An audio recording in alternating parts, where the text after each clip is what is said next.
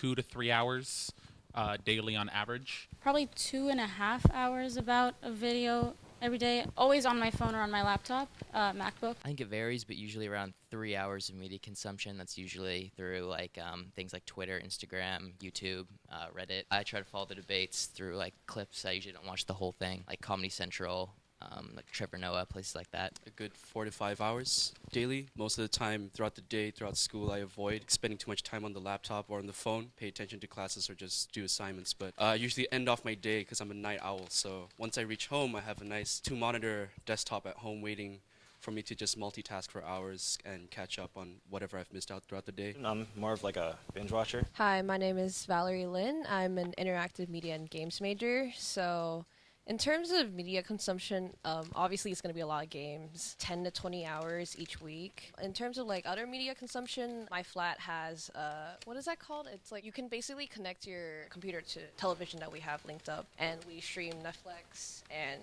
Crunchyroll. Yeah, Chromecast. There we go. Thank you so much. Hi, my name is Shabina Ryan, and I'm a computer science and business major here at USC. And I would say I consume about 2 hours worth of video media consumption. Lots of it comes through Facebook, like Facebook trending, actually, like lots of it comes through that. Also, I know when there are debates going on, and also when like lots of the presidential candidates are holding up like talks around different universities, that pops up on Snapchat. So lots of, like me and my friends will watch that too. It's pretty entertaining. So I subscribe to Netflix and Spotify. Spotify for my music, Netflix for TV shows. With that said, though, this is only tangential to your question. The problem with a lot of subscription services is that they don't have the TV show the second it airs on live. And I'm a moderator on Reddit for a lot of TV subreddits, and so it's important for me to be able to see the TV show as quickly as possible so I can remove spoilers and discussions and stuff of that nature. In my apartment, we don't have a TV, we don't have a like cable or anything, so I always end up streaming it. There are a lot of instantaneous live streaming online which take less than 30 seconds to find. There's a lot of subreddits as well on Reddit that have direct links to it, that you can always access the media that way very quickly. I'm originally from Italy. My family's in Italy, and so it's a little bit more difficult because in Italy the level of content and subscription services is a lot smaller. Content is a lot more restricted. So basically, I got both my parents hooked onto illegal streaming as well, just because there's literally no way for them to legally watch the content without buying it like from Amazon, having it shipped over to Italy, and waiting however much time it is. I think nowadays, like, we don't really have time to like browse through cable and sit in front of like the television and like watch everything for like about 30 seconds. A lot of times, like Reddit or like a lot of other media, it's just basically like you scroll through it and very quickly, like, if something catches you eye, then you look it up. You don't like sit there and like wait to see if it actually like catches your like attention and stuff like that. And So I know what John Oliver and a lot of the talk show hosts do is you normally take the highlights from each episode. So when it comes to those kind of shows, normally I'm watching short clips, maybe 5 minutes at maximum. But for me, I like watching full-length talks a lot. I used to start with TED Talks, but now I'm searching them specifically on YouTube. I normally watch, I would say, like 10-minute clips. As Valerie was saying, we don't have a lot of time. So, as much as I would love to spend time watching full lectures, I normally just go straight for the highlights, when they're talking about specific points. Yeah. it's almost like a lunch break or a dinner, like when you're eating dinner and then you just sit down, you watch like a 30-minute thing that like is the same pace as like how long it takes you to eat. Yeah, exactly. Yeah. I've had like entire days dedicated to binge watching, which is a problem, but the longest has been 9 hours. So The newest House of Cards season was released, and I woke up at 8 in the morning and watched every episode the same day. A lot of the restrictions on YouTube recently have made it kind of like iffy whether or not people actually want to do so, like create content on that platform anymore. So a lot of the copyright acts that came out recently made it so that it's really difficult for you to come out with content that like is considered copyright, like not infringing on copyright. Because like a lot of times, people will like to play music while they're playing a game, and so I've seen like a really huge shift away from that. Like Twitch has become huge. But at the same time, like you're also seeing, like some of the stuff being enforced there, and so like it's being really hard for people to actually create content. Whereas before, it seemed to be a lot easier. The Twitch like makes it less like you have less legal issues streaming games and or sharing certain content. It's interesting because now people do everything from cooking shows to programming. I know Deadmau5, who is a music maker, he streams his process live on Twitch as well.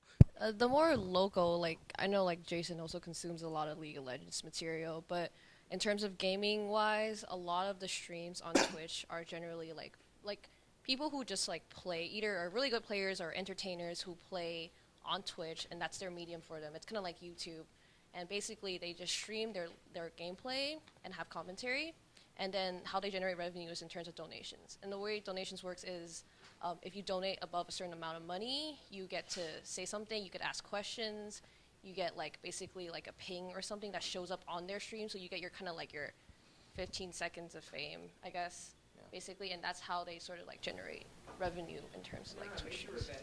I bought the game. I didn't play it on my own, and the reason for that was because I wanted to work with the developer, right? I thought they did a great job, and then afterwards they came out with more and more games, and I was like, this is awesome, right?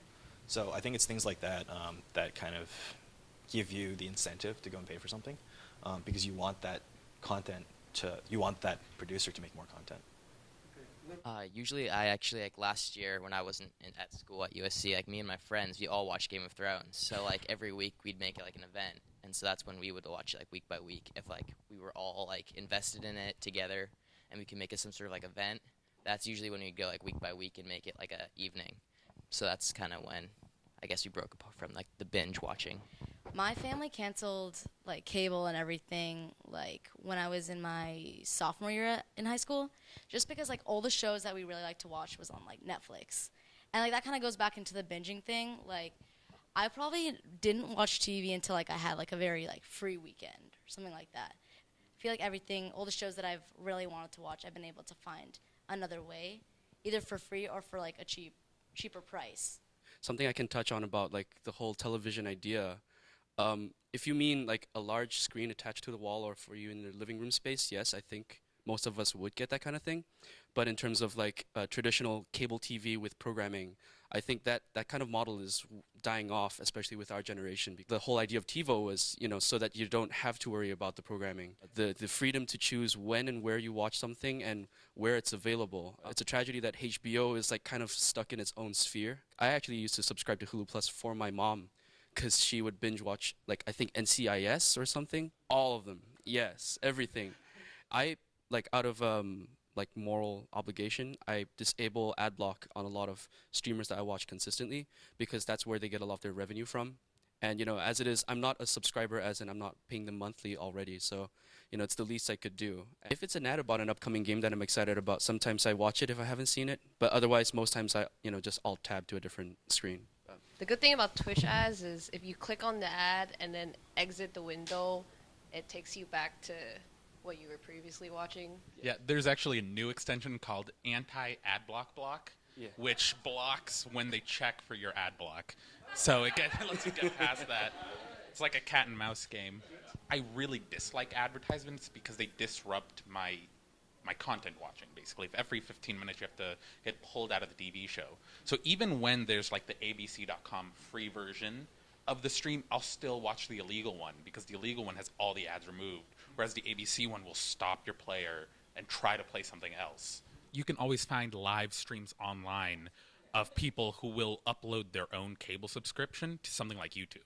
So usually it's a third-party browser because YouTube's really strict with their DRM, but you can find every cable TV show live online with 2-second delay max. At least for sports, in my mind, like a lot of times the things that you want to see are more like highlight plays. So for me, what happened was I ended up switching to radio because like it's something that I want to play on the background and do homework at the same time. I follow football really closely. Just have it playing on radio, and I'll be doing homework at the same time. And if I hear like an exciting play, then maybe I'll stop and like listen for a second. Having the ability to switch that onto some like older form of broadcasting, and in this case radio, made it like really nice. Obviously, the announcer is going to start screaming when something exciting happens, right? So you're going to get a very like good cue of something exciting going on. We either watch highlights or you kind of, from that highlight, you kind of search up like more in-depth articles, like written articles by like the New York Times or or other sources? I just follow so many news Twitters that I have to make a separate account. No, yeah, actually, so I could read it that way because it's easier to scroll past it and see what I'm interested in. That way, I do read the entire articles the second I see something that I'm interested in. I actually get a lot of my news from Twitter and Reddit. Like I'll spend like 15 minutes a day along with my email. The really great thing about Reddit is that if you go and browse the comments, there will almost always be an actual expert that somehow qualifies their opinion, explaining it more in depth. Mainstream media, Reuters or like CNN press releases, you can trust those. I don't have a whole lot of experience. I think it has a lot of potential. The most I've done is like 360 videos on YouTube. That's probably the extent of my VR. Valerie and I are part of the VRSC club. So any questions on those we can talk about. But yeah. The main apps I use are like Instagram, Snapchat, Twitter, Facebook, and Reddit. Those are probably the main ones. I would say Snapchat's a big one, because that's a really fun one, especially with like how you can customize your stories, see what your friends have been up to, get direct Snapchats, and then also something I wanted to add when we were talking about news, which I think lots of like my friends use. I don't know if you guys use it either, but it's called Skim. It's like you kind of subscribe to this website called Skim, and then every weekday, like before 6 a.m., they send you like this newsletter kind of thing, which just summarizes like every big like news event that has occurred around the world. Presidential debates, like they'll sum all that up in like very easy to use language that we can understand. So I actually feel like I'm in the minority. Excuse me, for like using social media because on my phone all I have is email, Reddit, and music. I'm actually still more of like a call me type of person. Like I hate texting. A lot of the connectivity that other people are seeing, like it seems to me more like a distraction. Yeah, I actually In that order. agree with Justin. Like I don't use Snapchat that much. I don't use Instagram. Facebook is more of like for my events, because events you can get really quickly out to the public, especially since I'm running an organization. But other than that, like I actually really hate texting. I text only if it's like to get information from people. And then, like, if it's a lot of information I need, I just call because it's just so much easier. Twitter, Tumblr, internet browser, and then it's messages. It's funny that you said that. So I'm a jailbreaker, so like I do a lot of hacking stuff. So I actually made mine so that I have 10 apps in my home bar. It's a very So for me, it's Alien Blue, so Reddit, Messages, Safari, Cydia, which is the hacked app store, Spotify, Facebook, Music, Phone, Snapchat, and Mail. in terms of using the browser for browsing websites, I think something that Facebook's been doing very cleverly is, in the old days, when you click on a link, it will open in Safari browser, but now it just opens in the Facebook app. And you don't really think about it because it works. Because as long as we get to view what we want to view, we're not too picky on what it is unless there's a bunch of advertisements and stuff. Well, I tried to open a Reuters link, and it kept going to the advertisement, and then it would automatically open the App Store, and I was so frustrated. On my phone, it's usually ones that in a second I can turn off my phone, open my computer, and do it'll connect straight to what I was doing. I don't know if I speak for the majority, but I think when we pay for a movie specifically, it definitely has to be the theater. Because, with a subscription model, it's killed buying in movies individually. Now, Amazon Prime, you get to just browse their library and just watch whatever you want as well.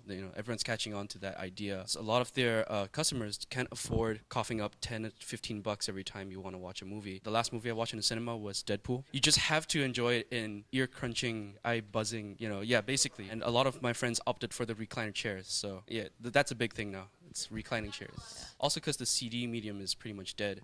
Everything is now on the cloud, on the internet. Well, I have a PlayStation 3, which is a Blu-ray player. Like, I don't go to the theater and watch a movie by myself, right? So the entire point is to have like an experience that's shared and interaction with other people, and that's the reason that you kind of put a premium on it. Have you guys heard of Kodi? There's a lot of apps that are like that. And what they've done is they've consolidated a lot of legal streaming sites, 50 links of just places where you can stream stuff, and like there's no risk to you because you're not accessing it like on your own or searching it out. And so I think in terms of piracy, that's like changed so much in terms of like the ease of access with which you have it. Like before, you ran the risk of like torrenting something, in which case like you don't know what you're downloading, but now it's all on like a streaming platform. The last movie I saw was Creed, and I streamed on my phone. It was streamed, so it was legal, yes. Ooh, no, I just kind of like Google search watch Creed free online and see whichever one hopefully won't give me viruses. So yeah, I think so. Yeah, I believe stream. We're maybe you could just like erase the recording last like 5 minutes.